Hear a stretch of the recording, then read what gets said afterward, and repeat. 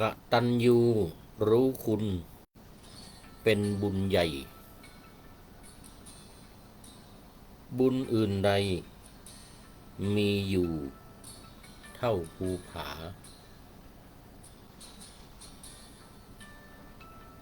ไม่อาจเทียบความกตัญญูที่รู้มาบุญบูชาพระคุณอบอุ่นใจอันคนดีทำบุญมีคุณค่ากตัญญูตาปรากฏงามสดใสกตเวทีเลิศล้ำบุญอำไพเจริญไกลในชีวิตนิรันดร์ขอถวายความนอบน้อมแด่พระรัตนตรัยมีพระพุทธเจ้าเป็นต้นขอถวายความเคารพพระมหาเถระพระเถรานุเถระเจ้าคณะพระสังฆาธิการทั่วโลกมีพระเดชพระคุณพระธรรมเสนาบดีเจ้าคณะภาค7วัดพระธาตุดอยสุเทพเป็นต้นและขออำนวยพรแด่ท่านผู้ฟังท่านผู้ชมสาธุชนพุทธบริษัททั้งหลายวันนี้รายการ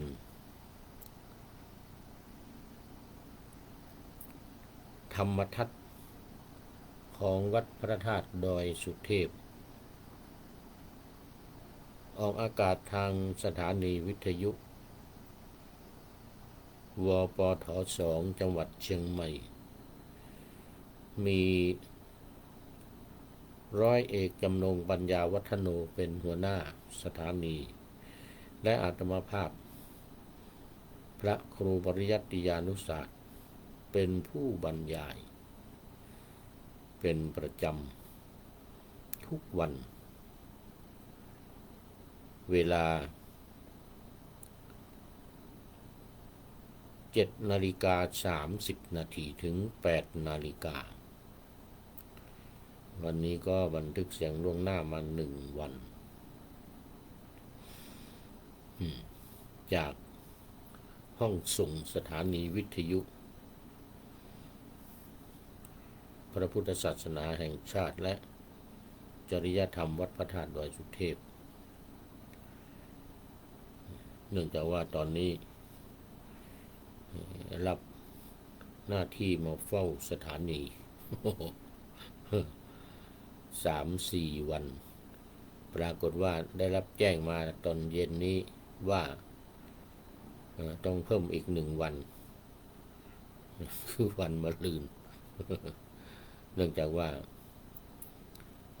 ท่านหัวหน้าสถานีต้องไปสวดมนต์อีกวันพรุ่งนี้นะยังไม่ได้มาก็ต้องอยู่ต่ออีก1 วันเป็นวันมะรืนดังนั้นก็ตั้งแต่4:30ถึง5 ทุ่มเที่ยงคืนก็เลยพักผ่อนที่นี่เลยก็กลับไป2-3 ชั่วโมงก็ต้องมาอีกแล้วบางทีไปเนี่ยเที่ยงคืนไปกว่าจะนอนกว่าจะเข้านอนหลับได้ก็ตี 1ตี 2ละตี 4ก็ต้องมาอีกก็เลยพักอยู่ในสถานีนี้เลยตอนนี้ก็เอาน้ำเอาอะไรมาเอายาอะไรมาฉันที่นี่เลยแล้วตอนนี้ก็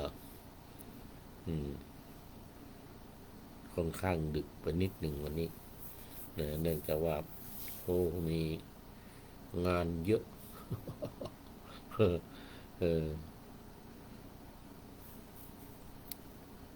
กำลังเสร็จนี่เดี๋ยวก็จะถึงเวลาเข้าสถานีอีกแล้วนี่นะ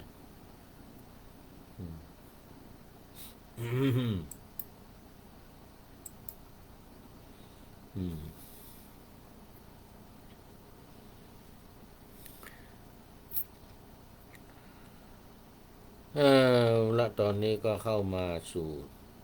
เนื้อหาสาระของธรรมะกันเลยเพราะว่าเดี๋ยวจะต้องขอเวลานอกอีกแล้ววันนี้ยังอยู่ในเรื่องเดิมพระจุลปันถุเถระเมื่อวานนี้กำลังเล่ามาถึงตอนที่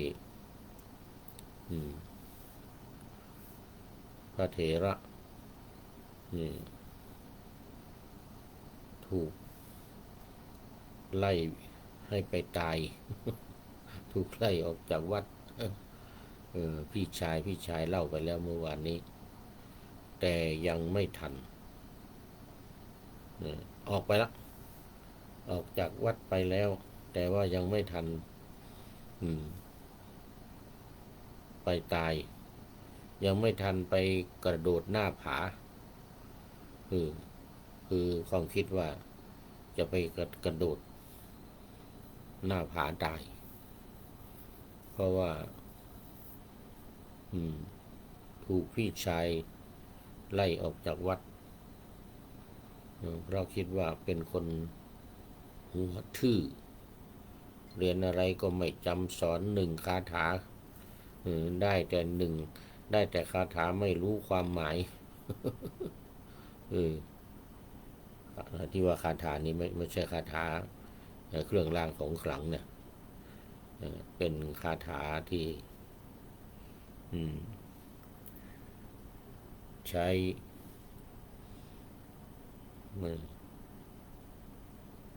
ตีความหมายธรรมะเรียกว่าคาถาธรรมคาถาธรรมไม่ใช่เครื่องรางของขลังนะคาถาในที่นี้หมายถึงบทประพันธ์บทประพันธ์1 บทเนี่ยมีอยู่4 บาทหนึ่งมีอยู่8 คำอันนี้บางคาถานะอันนี้เป็นปัทยาวัตรยกตัวอย่างปัทยาวัตร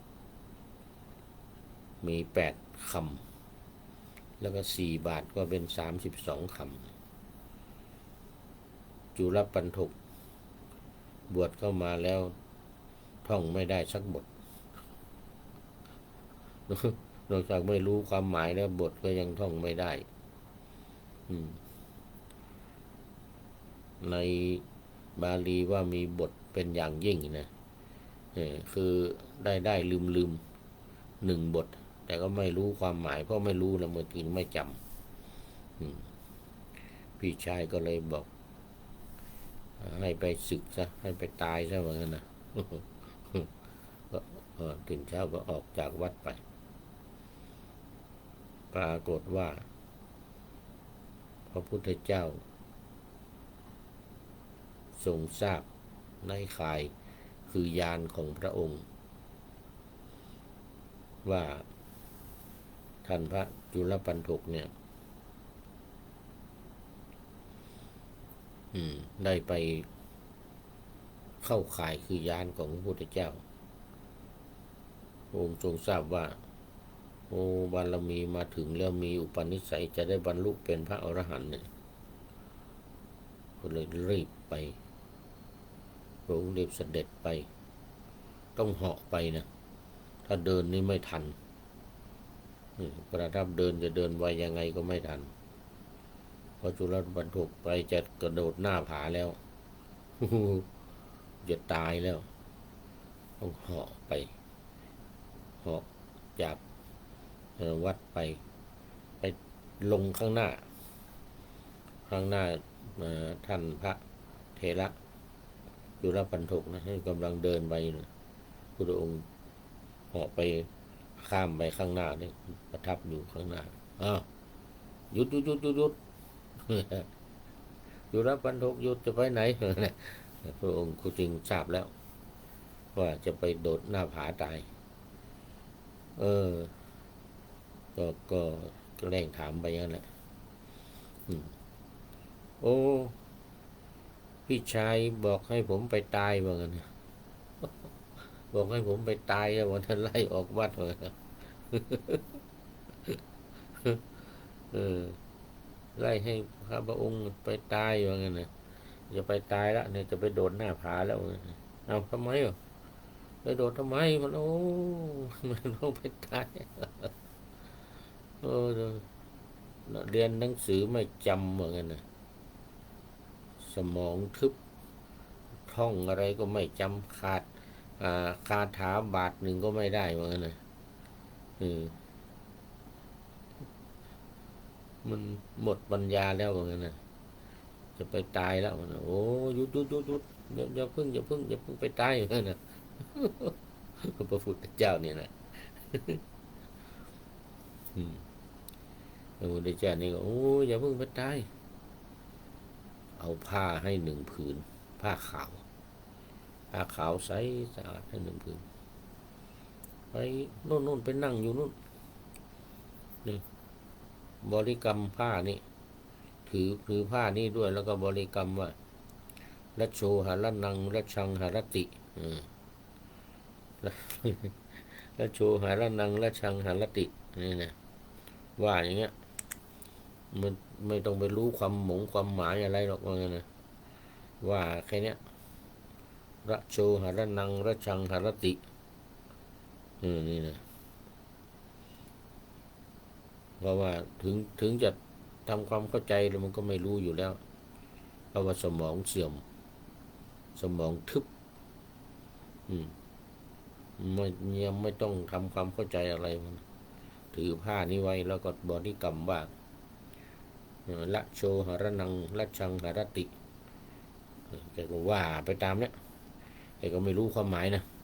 ไม่รู้ว่ามันหมายความว่ายังไง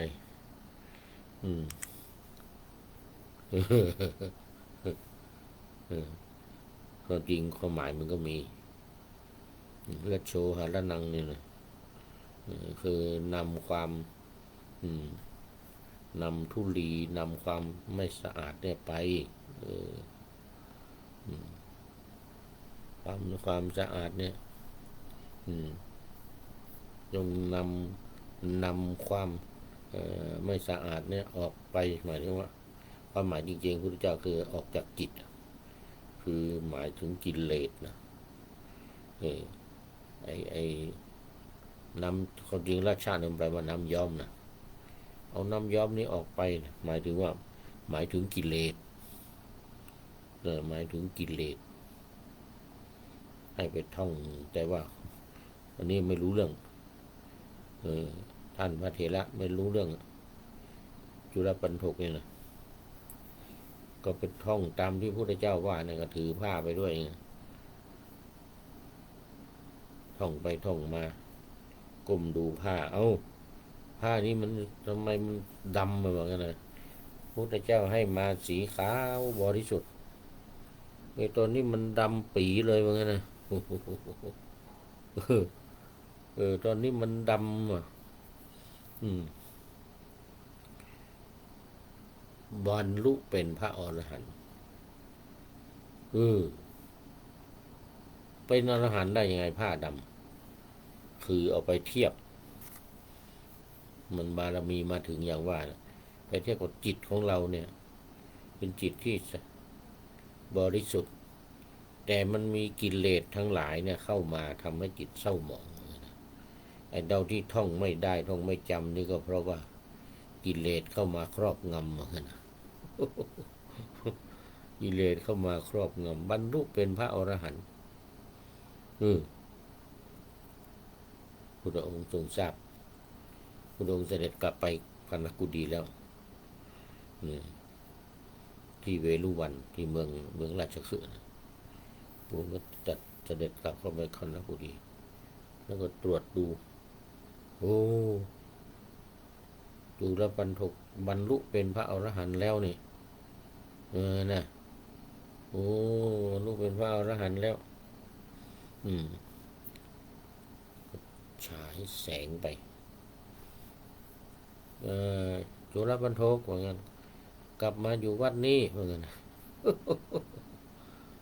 กลับมาว่างั้นนะกลับมาอยู่วัดนี้พระพุทธเจ้าตรัสนะพระเจ้าทรงทราบแล้วบรรลุเป็นพระอรหันต์แล้วแล้วก็เหาะมาเลยเหมือนกันทันอกทันใจเหมือนกันนะเหาะเข้ามาที่วัดเชตวันเนี่ยแต่พอดีตอนนั้นไม่มีใครแล้ว เอาตอนนี้เดี๋ยวต้องขอเวลานอกละแต่ว่าตอนนี้ต้องขอเวลานอกหยุดก่อนเดี๋ยวเดี๋ยวก็มาต่อใหม่